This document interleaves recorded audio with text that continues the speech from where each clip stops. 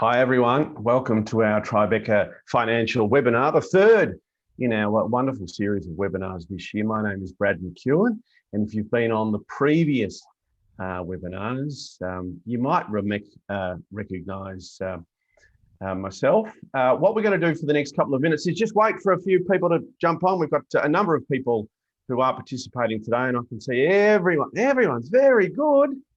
God, gee, 10 o'clock.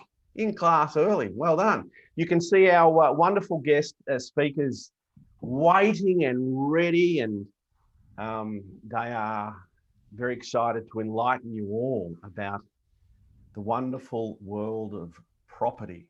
And haven't we all been following it this year? Because I think it's fair to say that it's been a year like we haven't experienced before. So great to have you on board.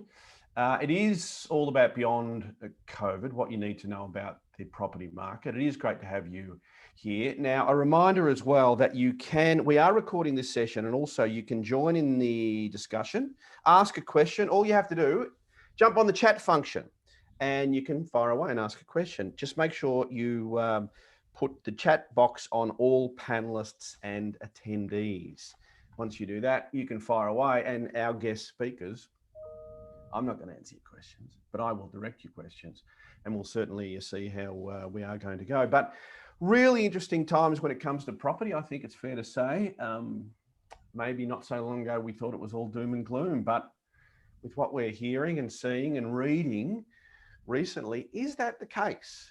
Is that the case? I don't know for sure the answers, but I know a number of people who are ready to help guide you if you are looking at buying or selling any property. So we will get underway. My name is Brad McEwen. It's great to welcome you here. This is the third in the Ask the Expert webinar series brought to you by Tribeca Financial. And as I mentioned, today we are all talking about property beyond COVID. What does it mean? What do I do with my money? What do I do with my property? We're going to talk about a number of different issues, like what's going to happen to the price of property over the next 12 months? What's going to happen to interest rates? What will be the impact of the RBA cash rate cut? And also key considerations we need to factor in as the market and economy begins to recover. Now, whilst we can talk generally about property across Australia, for the purpose of today, we will be focusing on the eastern seaboard, and in particular on Victoria as well. So we certainly look forward to that. I wonder how you're all feeling. It's been a crazy year, and am I still there? Yes, it's been a crazy year. I don't know where I disappeared. Technology, we've all had to learn about technology.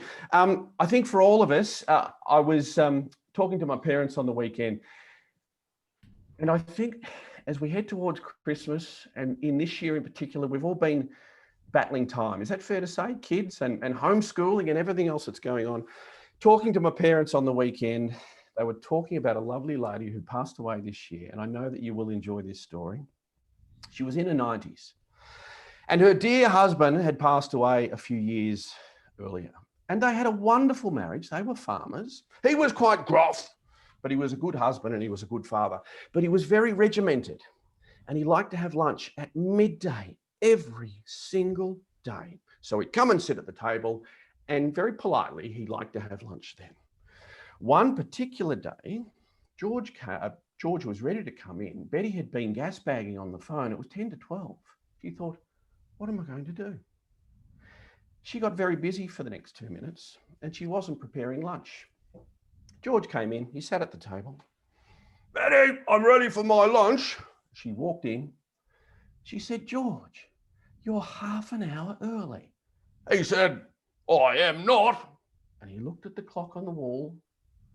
He was half an hour early. He looked at the clock in the dining room. He was half an hour early. Betty had walked around the house and changed every single clock and put it back half an hour. That was the industrious person she was. Maybe there's a little tip for any of you going forward as you're leading up to Christmas. You're running out of time. You've got kids. You're balancing everything. A little tip, something that might help. It might at least make you smile and make you laugh. at a very busy time of the year. Now, we've got a wonderful group of panelists. Let's start by introducing them all. First of all, we have, you might recognise her as well, a buyer's advocate and founder at Nicole Jacobs Property. You will have seen her across all forms of media, including on the block. We'll touch on that in a moment too, Nicole. She has recently released her first book, Sold: How to Buy and Sell Your Home with Real Confidence. And I believe, we'll chat in a moment, she might be giving away a few copies as well. Nicole Jacobs. Nicole, great to have you with us this morning. Hi, everybody. Thanks, Fred. Also joining us today, nearly 3 decades as a real estate agent, Senior Vice President, Real Estate Institute of Victoria, Adam Docking. Hello, Adam. Great to have you with us. Good morning. Absolute pleasure to be here. And also joining us from memory, he's backed by popular demand. He was part of the first webinar, I believe. He's worked in various senior roles with automotive finance companies and the big banks. He's the Director of Lending, Tribeca Financial. Would you please welcome Jason Klozinski? Morning, everyone. Very low key there from Jason. Oh, awesome. No, it was good. It was good. We've got some work to get into. Right, Adam, we're going to start with you. Let's talk about property. As Melbourne and Victoria is opening up, we're now looking at the recovery phase. What is the outlook for the economy and the property market? Well, at the moment, property is going absolute great guns at the moment. We're seeing really, really good clearance rates at auctions. They're actually up at 82%, which is basically boom period. We're still sort of coming out of that low at the moment with stock levels. So we are really in a really low supply, high demand phase at the moment, and we're seeing that right across. With residential real estate, the rules are up until just recently no open houses, so all one-on-one inspections. So there's a lot of time spent meeting people, greeting people, and so forth like that. Multiple offers on pretty much any property that's well presented and well priced. Prices are still holding up quite well in some areas, especially in the traditional family suburbs. We're actually seeing a little bit of an increase in prices, and that just comes straight down to the supply and demand issue. There's very little supply. Probably the reason for that, obviously besides COVID, is that in springtime we're generally appraising properties, listing properties, and preparing properties at the end of winter, running into spring. Because we lost that period of time, we're now doing all that now, and it's pushing the properties back by anywhere up to probably a month or 2 months to hit the market. So where we'd normally have this boom period of volume in springtime, that just hasn't happened yet. But the buyers are out, because there's buyers aplenty, and they were all sitting in the gates waiting to be let out to go and buy properties. And so, and because obviously, like, it's springtime, that's not just because it's spring, it's also because it's people and families are preparing to buy a property now, settle over the Christmas period, and have the kids ready for school in the new year. We don't know what the future holds, and we can see that at the moment, Adam, with what's happening with South Australia and COVID. But let's say we can continue on this trajectory, and Victoria can hopefully, fingers crossed, keep on top of COVID. How do you think are things looking in sort of the next 6 to 12 months? Well, we'll start a bit earlier than that. By the way, sort of, Brad, make sure you turn your clock back that half an hour. There's nothing worse than turning up to an appointment a bit early or a bit late. We're not there at the moment, so make sure the clock goes back to the right time too. See, I knew that story would come in handy. It's very handy, yes. Look, we're expecting that traditionally we close. We won't say close down, but traditionally there's a slowdown over the Christmas period. Generally, residential real estate, we're all expecting that Christmas is going to be more like a long weekend period than a shutdown. So we're seeing strong sales growth, strong inspections and so forth right now. And we're expecting that'll probably run through till at least the first quarter of 2021. After that, once JobKeeper, JobSeeker and all the other acronyms changed, that's when we may see some changes. It's too early to tell, and definitely won't be speculating on where it's going because we just don't know. But we are expecting that at least till March, or the end of March, I should say, things should be pretty solid. Obviously, the end of March also coincides with the end of the moratorium on leases. So we should see a big change in that. And I know from my point of view, in residential real estate, we've got a lot of landlords that are looking at what to do come April. So we might actually see a little bit of a boom in volume of landlords that are looking at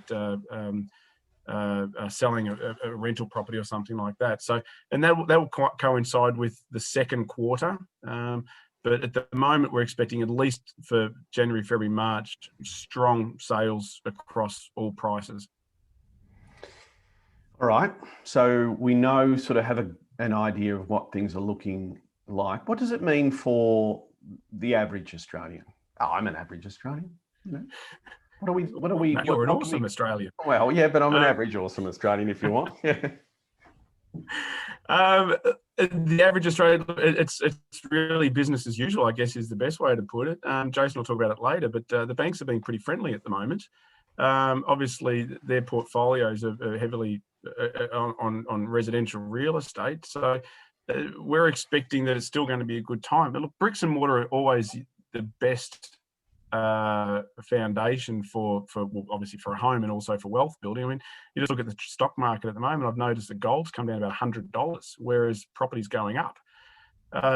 It's like everything. Always do your due diligence, but be very confident that we're not really expecting any real changes at this stage. Now, granted, it's too early to tell, but the fundamentals at the moment are very, very strong for the average Australian to transact real estate, either buy, sell, invest, or something like that at the moment. Yeah, definitely.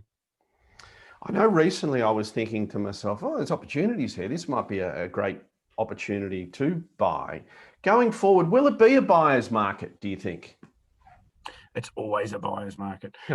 Look, in real estate, look, number one thing is don't speculate, but the most important thing is real estate's a long-term investment either way, whether it be to live in or to be a landlord or so. So it doesn't really matter as such, because we know where the market has been over the last 5, 10, 15, 20, 30 years.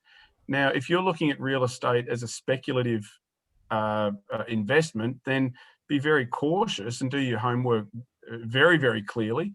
But if you're looking at it just to buy real estate or buy a property, buy a house, buy an apartment, anything like that, obviously look at where the shift in dynamics is with regards to people working from home. So you might shift away from maybe an inner city apartment or something if you're an investor, maybe. We don't know where that's going to go. But look, be confident that real estate has always done well. Properties have always done well. And over the medium to long term, they've always gone up. You know, granted, you see little dips here and there, but in general, real estate only goes in one direction. Adam, we often see each year that things will slow down a little bit heading into Christmas. And I know that talking to the real estate guys around here in the inner north, and they'll say, oh, that's sort of that quiet period, and maybe we can look at moving forward in the new year. Because of what has happened this year with COVID, will that be different this year, do you think? Oh, absolutely. We're looking at auctioning right up until the 19th of December, which is very late into the year. So it will be a lot different. As I said, real estate's probably going to be more of a long weekend than anything else. Generally, we clear out the cupboards maybe probably the second, possibly third week into December, and then it quietens down. Then you usually start up mid-January. And then if anything was left over, they usually go pretty quickly. But we're really expecting that it's going to go all the way through this year. And that's not just because of we've got properties to sell. Buyers are desperately looking for something over that Christmas period. So yeah, this is going to be a different year this year. This is we're looking at really just, let's call it an Easter long weekend more so than your traditional Christmas. Okay, all right. Adam, we'll pause there with you for a moment. We do have more questions Pleasure. for you, and we've got some questions coming through already, which is great. We'll move on to Jason. Jason, we saw the Reserve Bank cutting the interest rate to a record low of 0.1%. What does that mean for, we're all wondering this, what does it mean for our mortgages? The question I'm asked, no matter where rates go, what does it mean for my mortgage? Look, in the main, not a significant amount, in that naturally there's always been an expectation that if there's a cash rate drop, it will be passed straight through to rates. Reality is that, and I think I said this in our first webinar, that, and I'm not defending the banks here for a minute, but their margins are being compressed. And as a result, they can't necessarily fully pass through any RBA cash rate announcements. Having said that, we are still seeing rates decrease. So on the variable side, a limited number of banks have dropped their rates, but truth be told, generally the banks who've passed on any discount there were probably a little out of market anyway before, so it's just more a price realignment. Where we have seen a lot of movement is in fixed rates. So in fact, in some instances, the banks have actually passed on, for want of a better term, passed on more than the cash rate announcement. But my view on that is that's probably more a situation where banks are trying to shore up their market share. Certainly has the spin of being, we're here for the community, we're trying to support people, but the reality is that the big banks are trying to buy market share of the mortgage market. Certainly when I have conversations with clients about should I fix or should I not fix, it really comes down to your preparation, and I'm sure the three of us or four of us will talk about that today, about being prepared. I think a lot of people sometimes blindingly see this headline rate where, as an example, we're starting to see some fixed rates starting with a 1, which, we never thought we would hear. And a lot of people are jumping at it, but they've really got to consider what they're planning on doing for the next 2 or 3 years, because it can be a costly decision if you decide to fix blindingly without having a good strategy behind you. Okay, now we've had a question here, Jason. What do you think the relaxation on the lending regulations in March 2020 will have on the property market, especially in the low price of that $600,000 to $700,000? It's a great question, and that is a crystal ball that I don't think anyone can truly answer at the moment. If I'm a betting man, or maybe based on experience, what I would say is that whilst people are hearing the timing being around March, there's a lot of factors coming into play around that March-April period, or Q2 next year. So touching on what Adam was talking about, we're going to see job keeper, job seeker relaxations and a lot of other movement. Truth be told, I don't really see the banks shifting the way they do business for quite some time. I think there'll be a long lag effect before we truly see any difference. Probably the one material difference we might see, but I still think that will take a bit of time, is the bank's tendency to not necessarily get down to the nitty gritty of household expenditure to determine what people's borrowing capacity is. So to give you an example, there's been a lot of talk this year about really getting to a granular level on a household expenditure. Literally banks saying, hey, we've gone through your last 3 months worth of bank statements and we noticed last Thursday you spent $50 more at this particular outlet than you did the other week. What is it? It drives everyone mad, and that's probably going to go away. But is that going to be in March? Probably not. Banks have a tendency to move fairly slowly when it comes to relaxation of credit policy. If those who are taking part today, if they have a mortgage, which is a lot of people, what should they be doing right now? Right now, and every time you think about it, check your rate. But then the follow-up point to that is I can throw a number in front of you. Is it good, bad, or indifferent? So it's actually, first of all, understand what you're paying, understand what product you've got, and then actually engage someone to qualify. Is it competitive? Is it doing what you want to do? So, as I said, we had a discussion 6 months ago about where rates were at, and everyone was getting excited because home loan rates were starting to trickle into starting with 2s. We're now talking about rates starting with 1s. but it depends on the product that you're on. So if you're an investor, the rates are different. If it's your principal place of residence and you're paying down principal and interest, the rates are going to be significantly cheaper. But starting point is definitely understand what your rate is and then engage someone who actually understands what that means to be able to verify, is it competitive? You should be doing it at least annually. Think of your home loan as a normal utility. Most of us get a little bit apathetic, much like our car insurance. Premium's gone up, and you just sign the paperwork and away you go. With your home loan, that can be a really, really costly decision if you just assume that your loyalty will be rewarded by your bank, because it won't. All right, talking of loyalty, where do we go? Where do we get our first mortgage? If someone is preparing to take out a mortgage over the next 6 to 12 months, what do they need to consider?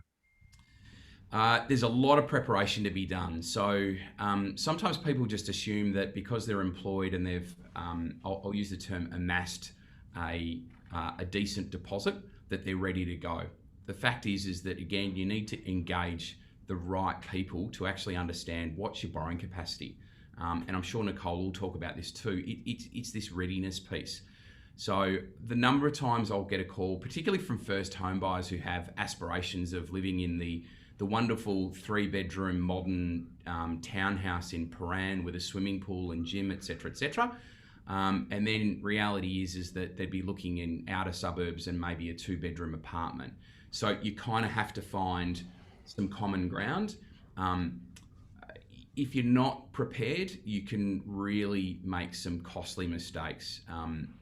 Purchasing property is, for most people, is the most expensive asset you'll ever buy. It's the most important asset you'll ever buy. I'm not saying be scared of it, but just be prepared. All right, terrific. Jason, thank you. Wonderful advice. We'll get to Nicole. We'll get back to Jason in a moment. Nicole, from your perspective, how's the market changed for buyers? Has it? It's a really good question, because did COVID actually affect what buyers are thinking? And buyers, by and large, have still got a market very similar to when we came into COVID with the pandemic, because supply and demand, as Adam said, is out of kilter. We've got not enough supply for the amount of buyers. Now, through COVID, that didn't actually change. Buyers actually just took time to think about what they wanted from the property that they wanted to buy. So we've seen, I guess, more confidence coming into the market. It probably didn't take off as quickly as we all thought it would as soon as we came out of the lockdown in Melbourne, for instance, but it actually has started to gain momentum, and we're starting to see a lot of people actually making very quick decisions to purchase. Now, thinking that they wanted to make that decision to buy in 2020, a lot of people are like, I'm buying in 2020. So they're absolutely determined to buy. And what this has resulted in some of those pockets of the market, we're getting a lot of FOMO. So their fear of missing out is actually driving their decision, rather than them working out what they want and waiting for the right property to come along. And I have a very firm belief that you make your money when you buy, not when you sell. So you've got to buy well. So what we're seeing in the market is that it's changed, that the sub 1 mil, so your first home buyers that Jason was talking about before, they are out there. We've got an hour window sometimes with the selling agents to get people through. They can't keep up with demand. So that shows you just how many people are trying to maybe lock in with some of these interest rates that are low. But as Jason said, again, they don't understand where they need to be. They haven't got their finance completely sorted. So they're running very quickly towards a property, and then sometimes the handbrakes are coming on when they actually get to that offer stage. The sub 1.5 mil market, again, very competitive. Then if we move into that next market, now I think it's really important to look at different markets when we're talking about what's going on, because we can all get caught up in the excitement of the market, but the market in property is divided into lots of different sections. And so if we have a look at that 2 to $3 million market, that home, traditional home buyer market for mums and dads in Melbourne anyway, and Sydney too. It's got to tick the boxes, but it's still highly competitive. There's not enough stock, which is driving the prices to, people actually offering well over that indicated price range. If we look over 3 mil, so 3 to 7 mil, 7 mil plus, it's another market again. They're probably not calling Jason for their home loan. They've got enough cash in the bank and they're making decisions to upgrade. This market is an amazing market to upgrade in. So buyers are sitting back going, okay, we own a really good home, but we'd love to upgrade. So that change, that differential between where they are and upgrading at the moment is actually quite small. So it's a great market to upgrade in as well. So in answer to your question, the market's changed, but it also hasn't. So good properties are still selling well, the A grade properties. B and C grade properties, people really do still need to be very aware of what they're buying if they're buying a B or C grade, and make sure it's, they do their research. We'll talk a bit more about due diligence, but do your research and make sure you know what you're paying for. Yeah, I know I'm struggling to buy a 7 million plus property at the moment, but anyway, I'll get there. I can dream about it. So how have the trends changed for the buyers? Because we haven't experienced this for 100 years. Yeah, and that's such a good question too, because again, time gave us a lot of, time, the pandemic gave us time, I should say, to actually reassess what is important to us. And for a lot of people, obviously we were in the four walls of the house, and we really got a chance to think about, okay, how does this work for us? Is it big enough? If we actually come back into another pandemic, can we actually survive without killing each other? So it gave us that opportunity to really sit down and think about where we want to be. So trends, of course, we've had buyers come to us and they're now thinking about where they're living. They maybe don't want to live in suburbia, and we've seen a huge trend out towards the beaches and even to the rural areas as well. So that's really changed people's way of thinking, and it's changed because all of a sudden, this thing called Zoom and being able to live and work under your roof of your home has really changed as well. So people are like, well, if I can actually work from home, why am I commuting to the city? Why am I looking for a property that's close to the city with transport? So we're seeing that is changing as well. So these trends of where they want to be, community has become incredibly important to people. People are wanting to give back to the local community, walk to schools. They've always been high on the agenda infrastructure wise, but they're really coming to the top now. I want my kids to be able to walk to school. I want to just walk down and grab the groceries. I don't want to have to get in my car. And we've seen that businesses have said, you can work from home. It's totally acceptable. So people are then going, okay, well, I need a dedicated study, for instance. I need to look at the floor plan of the property I'm buying, because is it flexible enough for me to be able to have homeschooling going on in one room, me having a conference in another, and then somebody actually watching the TV in another section. So we've really been able to use that time to work out exactly how we want to live. And if that's to move out, we've seen a huge drive with that. I'm sure Adam's probably got statistics on that, but we've seen a huge drive out towards more space, basically. Confession, apart from the fact that I'm wearing shorts, can I let you know, this backdrop looks okay. Honestly, this is the living room. And I have to lug all of this gear down into the living room every time I do a webinar, because up in the spare room just doesn't look right. We need a study. Okay, so we're going to renovate and do a study. So I imagine, Nicole, there's that balance of, do we renovate where we are because we love the community, or do we need to upsize to something that has a study? And that's not an easy decision to come to. Well, it's not, because it's a big financial decision as well. So you have to really look at, and a lot of people love where they live and they actually don't want to move. But if they can actually get in, and again, it would come back to doing your research, make sure you get a really good draftsperson or architect in. Make sure, first of all, that you can actually do it under the footprint of your property, because if you're on a smaller block and the council does love to have lots of space around the property, you may not actually be able to extend. So you have to do your due diligence with council, but then you have to work out, okay, if we add a study, you're adding a benefit and it will turn out in the long run to be, really beneficial when you go to sell again, because people are looking for these things now. But you can really have a look. Sorry, my dogs have gone off. You can really have a look at what your property offers at the moment. And by spending the money on a study, that may actually be a better financial decision than to actually sell with all of those costs associated, to then go and buy with stamp duty again, to actually get a house with a study. So I would do a pros and cons list if I was a potential buyer or seller, to actually work out, okay, what have I got more of? More pros or cons to actually selling and buying, and finding that extra space, or can I do it within the envelope that I already have?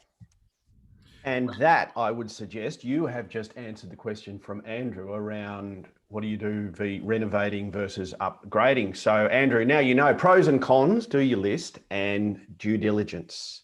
And hopefully that will certainly have you on the right track.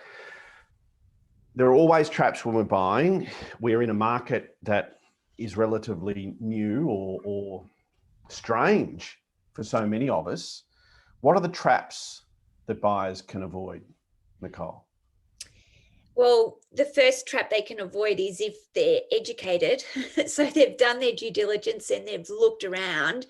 That's the first trap that they will not actually be, engulfed in, because so many people, as Jason said before, they get very excited about buying their new property and they race on out there and they're looking at property that they can't actually afford. So they actually need to do that due diligence to make sure that they can afford it, first of all. Look at other properties that are selling, go and have a look at the style. We're now getting back into auction season, which is fantastic. And we're actually doing on-site auctions instead of Zoom auctions. So go and watch the style of the auctioneer. How do they run the auction, so that you know when you're there exactly what to be prepared for. Building and pest inspections, really important that you actually go ahead and get those done if the property has some questionable things about it. If nothing else, it'll give you a great opportunity to negotiate if the property's for private sale or it passes in. But you go into it with your eyes wide open. And I think that when you're buying property, having as much information as possible to make a really educated decision is the best position to be in. Okay, right. Now to some of our questions, and thank you, Nicole. Adam, I think you'll enjoy this question. What's going to happen with rental income for landlords? It's a very, very good question, actually. But we're not really expecting a major change with rental incomes. As I said, it all hinges on the 30th of March when the moratorium finishes. So we still think that the rental income will stay very similar, but there will be a change in a lot of properties. There's a lot of landlords that are sitting on properties that haven't had any income for months, for either one reason or another. And look, our comment that we've heard so many times from landlords, both residential and commercial, is that's fine, but I've got a very, very long memory. And what that simply means is if we've had to negotiate with a tenant, if it's been in good faith, we're pretty certain that tenancy will continue and the rental market will stabilise. There are some tenants out there that have taken advantage of the situation and just refused to pay rent. So you will see a turnover. You'll see a pretty quick turnover probably around about March or April. So we are expecting high volumes in April, but then it will stabilise. Everybody's still got to find somewhere to live. So we still see stability. We're not expecting any price changes or major price changes. In saying that, though, the only factor that could come into it is the financial viability of the landlord. That's probably going to be more so than actually the viability of the property. Of the tenant. So really stable, but expect that there will be a big volume, or not a big volume, but there'll be a volume increase in April. All right. The other thing is we're hearing a lot about potentially people moving regional, because if they're working from home, they can be working from home in Bendigo as opposed to in Bentley. So on that, and feel free, anyone, first answer wins. What areas locally and nationally would you suggest to research for investment with low entry points and good rental returns? I'll start on that one if you like. Look, it's probably more so look at the other thing. What's your goal? Are you looking at a high growth, or are you looking at sort of more cash in your portfolio? That's number one. Where do we see good growth? Look, obviously at the moment we are seeing a lot of volume, as Nicole said, moving to regional areas, say Mornington Peninsula in Melbourne and all those sort of things. Look, stick to what you know best. Somebody else jump in there, but that's where I think. I would just add that a lot of these rural areas which have taken off, you do need to do your research. You do need to maybe go down there. You do need to speak to the locals, walk the streets, because something in a rural area might sound really cheap for a Melbourne or someone in Sydney. But when you get there, you've just bought the worst house in the worst street, and it's actually not going to grow. So Adam said, you've got to make sure that it's going to do everything that your strategy is planned for. You know, don't go into it just because you think, oh, it's cheap down there, I'll get a positive rental. But you may not. You may actually have to spend a lot of money getting that property ready for a rental. Plus, it may actually be in the worst part of the town. So do your research. So important. Brad, can I add there? Now I feel like all three of us have had our versions of answers. I think the really important thing from a strategic point of view, and that sort of adds to both what Adam and Nicole are saying, is the dream of wanting to live in a rural location versus having an investment property in a rural location are two totally different strategies. And people really need to go in with their eyes wide open. So I'll give you an example. I'll pick suburb A versus rural location B. Rural location looks fantastic. What's unemployment look like there? There's not much prospect of buying this beautiful property in a rural B location if unemployment is in double digits, because the reality is that very few people will move to that location and rent. So you might be buying a beautiful property that's going to sit vacant for quite a period of time, and you've just blown your strategy there. Okay, good answer, good advice. We have a question from Jules. Jules, oh, you're very thoughtful. Sorry, I got on 15 minutes late. You're forgiven, Jules. It's all right, but thank you. And no, this has not been covered. An excellent question, because I know we all took notice of this a couple of days ago. New South Wales talking about moving on from stamp duty. Maybe one for you, Jace. Any chance? Wouldn't that be wonderful? Can anyone see that pig flying behind me right now? Not going to happen. No, won't happen. No way. If you just think about the discussion that's been taking place coming out of the state budget in Victoria, and I think this actually applies to just about any of the states. Each of the states are going to be facing enormous budget deficits over the next period. Where they would find the money to fund then an abolition of stamp duty won't happen. It'll be a very, very big talk fest. Everyone's going to get excited, and in 2 years' time, we're going to look back saying to ourselves, do you remember 2020 when we were told that stamp duty was going to be abolished? Won't happen. Okay, I can see that pig through the window too. Thank you. Nicole, we've touched on a regional versus city, but what about, regardless of where you might be buying, units, townhouses, houses? What would your advice be there? Look, land is always king in my book. So if you've got land, you've got something that you can do something with. If you're in a unit situation, I know units have become pardon me, very popular recently. And that's because the price to entry is actually lower. So for first home buyers, buying a unit over an apartment, absolutely, I would do that. But again, that's because a unit has some land component to it.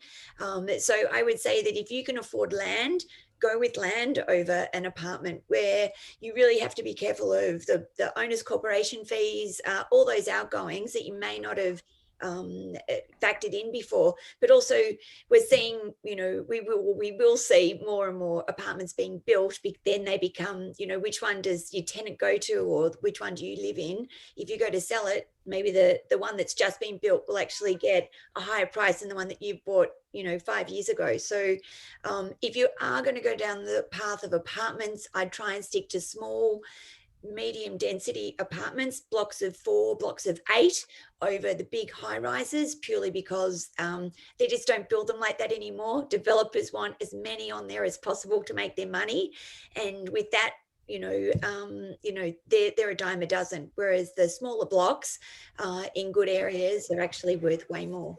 Okay. And Adam, I know you touched on the job seeker and job keeper earlier, but when that phases out, either in December or I think March next year, will we see a significant impact on the property market? Well, look, it's a very hard question to answer, because it's going to be, it depends on what industry you're coming from. Obviously, if you're in sort of the entertainment industry, or sort of in retail or something like that, it probably will be affected. Generally, we are expecting, let's say we'll see a ripple in the market, but we're not expecting to see anything great at this stage. I think, and Jason, you'll probably attest to this, the banks are being very friendly at the moment. That's going to be the big telling sign.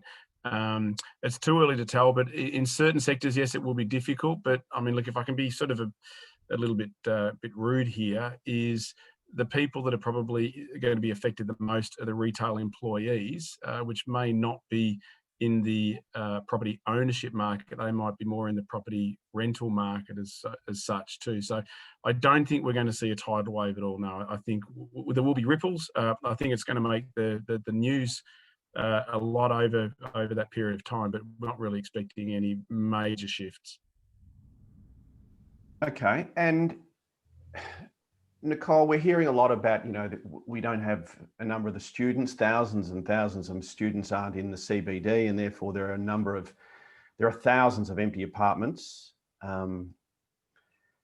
What will be I suppose, the short-term but medium and long-term impact there? I mean, when they do start transitioning back, will there be investment opportunities?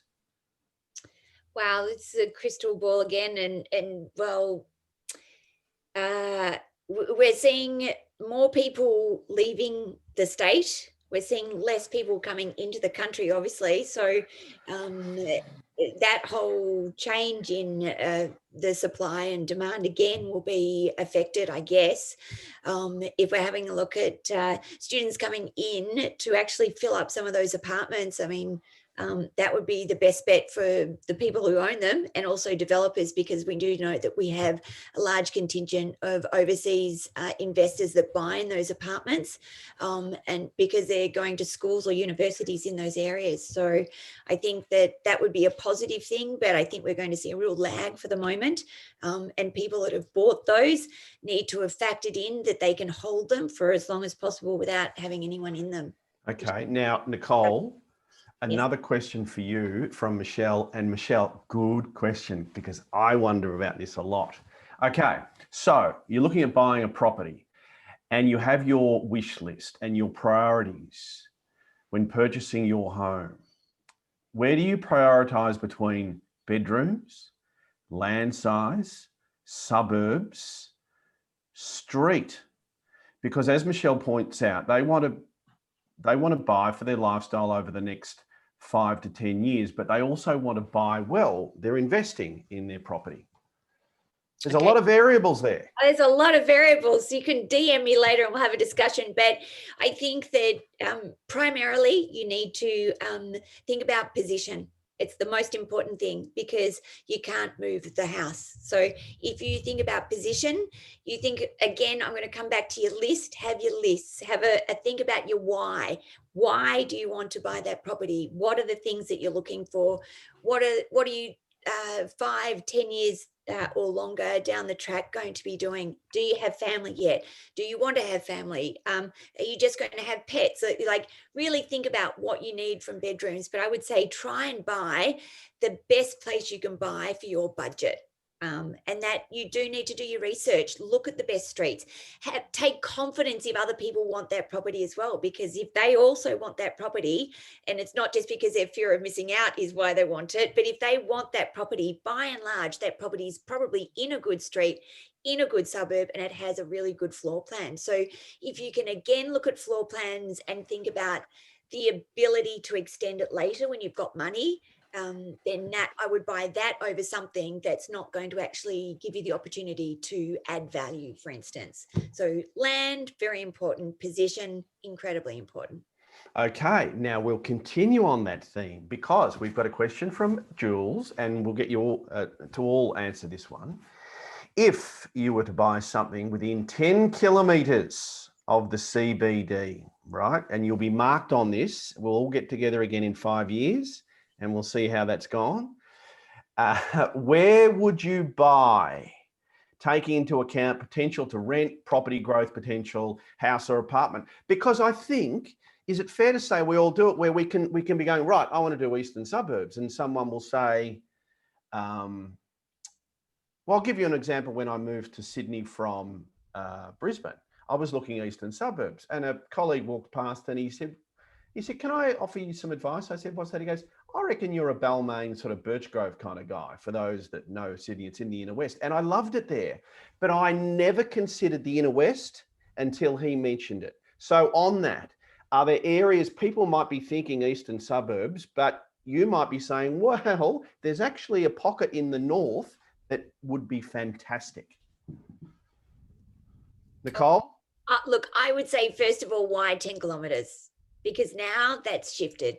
I really think that that's an old school way of thinking because of the proximity to jobs and to transport and to the city. And I think that we've probably come away from that a little bit. And yes, that maybe everybody's thinking that short term, but I actually think we've seen a big shift. And I think that I would first of all ask why 10 kilometres. And that may have something to do with the fact that I'd like to say Cheltenham, which I know is slightly out of the 10 kilometre zone. But I say that because there are 3 sections of Cheltenham. I would be trying to buy on the beach side of Cheltenham, where you're going to get into one of the local schools, Beaumaris Secondary, which is it just started to take off, and prices around there. You may not be able to afford Beaumaris, but you can afford the section of Cheltenham that it's zoned for. So I'm going to go with that one. Okay. Adam, are you the same, saying that 10 kilometre thing has just changed now? Go and move to Wood End. Oh, no. Absolutely. Maybe not Wood End as much. But no, definitely. I guess, look, we've got to look at really what's going on in the last, what now, 11 months. But really, I think COVID has just super sped up where everything was headed anyway. We were already seeing a big growth out into the outer suburbs, Mornington Peninsula, all those sort of things too. So CBD 10Ks, we always had this idea that closer to the city, the more valuable it is. But now we're seeing, look, take Box Hill for argument's sake. It's one of the largest suburbs in Melbourne, in Victoria. So we're getting these hubs now. So probably don't look so much about being close to where traditionally you think is the right area to be in. You've got to look at your family dynamic. And I'm assuming, Jules, you're looking at it as a family home. So look at where schools are. Staying isolating for younger people. So I think Jules might be younger. She's looking for social life. Oh, okay. Yeah. Okay. Yeah, well, that's way over me. I mean, I was young a long time ago. I don't remember. Look, so you've got to look at the suburbs are very strong now. Look at the infrastructure of an area. Obviously, number one is, as Nicole hit on, pick an area where you want to be. That's the most important thing, and work from there. Schools are very big. Transport is still very big. Look at the shops and all that sort of infrastructure around the area, and do your due diligence on that. There's a lot of websites around the REIV as well, where you can look at what the median prices of an area is. So that's also a very good start. See where I guess basically you can afford to be in the area where you want to be. And Jason, I would imagine then that buyers are potentially looking at this really unique time in our history as as an opportunity, because everything we've touched on there, they may have been thinking, okay, well, I'm sort of limited to this area, or this is our budget, but hang on, I don't need to go into work every single day. We can go further out and we can get an extra bedroom. Well, as this year's progressed, I mean, everything that we've discussed has played out that way. So, in fact, I think the last 3 days running, I've taken calls from clients that we've funded over the last year or two who bought the Art Deco apartment in St Kilda. They bought the 2-bedroom unit in Birchgrove. Nice part of the world, by the way, Brad. I do like Balmain and Birchgrove for those in Sydney. Beautiful part of the world. But you're right, people's expectations and lifestyle have changed and probably will change for good. We've talked about your due diligence and strategy. One of the questions that I always challenge people on, and my wife will always say to me, never answer a question with a question. But I actually think in this instance, when we get a question like Jules's, there's probably 10 questions that we would need to ask of her to qualify. So it's really easy to say, I want to live in a suburb where it's fun for younger people. So presumably, I want to have a bar scene, a cafe scene, that sort of thing. But I would always say to people, hang on a sec, stop now. What are you going to be doing in 5 years' time? What are your expectations going to be in 5 years' time? So if you go back to what Adam was saying about buying property with a long-term view, don't just fulfill your need today. What are you going to be doing in 5 years' time? If you're planning to have kids, you need to start thinking about school zones. You need to be thinking about space. Have you got a park near you? If one of the, if it's a traditional husband, wife, and a couple of kids, are you both going to be working from home, or is one of these people going to be driving to work? What does transport look like? What does the road network look like? I know that's a really boring answer and it's quite analytical, but the reality is if you're spending $1.5 million, you don't want to find in 2 years' time that all of a sudden, actually, I live where I don't want to be. And I've just blown 150 grand in stamp duty plus agent costs to move because I made a poor decision today. So I don't know if I've answered Jules's question, but I've seen it this week already with a number of clients. Bought the Art Deco apartment in St Kilda, had to work from home this year, and realised, hang on a tick, I even live on my own and it's not enough space. Where do I move to now? So, and there's lots of that going on. And they could rent vest as well. So Jules, if you want to actually live close to social life, and I would say also though that a lot of communities are now starting to have that social life, that you could rent vest. Think about, as Jason said, where you want to be long term, buy that and put some tenants in it. And then you can rent closer to the social life for you short term, that you want to be social and do all those things. But if ultimately you want to have the family home, maybe have someone else help pay it off for the moment. Sage advice. Right, we're going to finish with a key takeaway from everyone, because it's nearly 11 o'clock. The time does fly when you're having fun and learning a lot too. Right, we'll start with you, Adam. You look like, to me, you look like a myth buster. What is one myth that you would like to bust this morning? All real estate agents are criminals. We're lovely people. No, look, the one question, and look, we've kind of all hinted at it already, is don't speculate. Don't try and pick where the market is going. Do your due diligence on what's right for you and buy right for you, whether it be an investment property you're going to put a tenant in, or whether you're going to put as a family home. So don't do that. The second thing is look, real estate agents are there we're a service industry. Pick up the phone, send us an email, ask us questions. We're here to help you to do it. I mean, look, granted, there's a commission at the end of it, but we want to make sure that we look after you and answer all your questions. Don't be afraid to ring an estate agent and ask a question and get some assistance. We're not going to sort of put the clock on you. We want to make sure that when you're ready to buy, that you've got all the ammunition in your gun to make the best decision. Okay, Adam, thank you. Jason, what is the first thing people with a mortgage should do once they jump off this webinar? Well, I think we answered the question earlier, but to repeat, check your rate, qualify the rate, and then talk to someone such as ourselves, a trusted broker who can actually qualify, is that working for you? Is it competitive? Are you happy with your relationship with your lender? So don't always chase cheapest, because cheapest can sometimes be quite ugly and sometimes lock you in and not give you exactly what you need. But definitely check your rate, engage a professional who can give you the right advice. Don't walk into one of the big four coloured banks and assume that what they tell you is the most competitive offer on the market. Do not forget that there is a very big market out there. There are lots of sources of funding, and you really need to engage as many as you can without making it too confusing. And then you will be on the right path. It is about the preparation piece. We've talked about it all morning. Okay, now because we are conducting the webinar for everyone who's jumped on, a couple of very quick question and answers before we go from Rick. If you could afford to buy inner city apartment or a unit with land further out, a freestanding house much further out, what would you expect to be better in long term, 10 to 20 years? Inner city, further out? Hard question. Oh, that is a loaded question. Well, firstly, as I said before, don't speculate.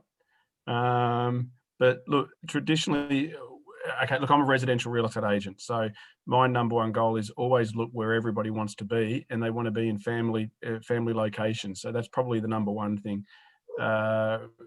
Really, it's a very difficult question to answer, because think about 20 years ago, Yarraville and the western suburbs were Scumville. And now look at them. So yeah, just buy where you're comfortable with, and stick to where the majority of people live. Okay, excellent. One final question to anyone.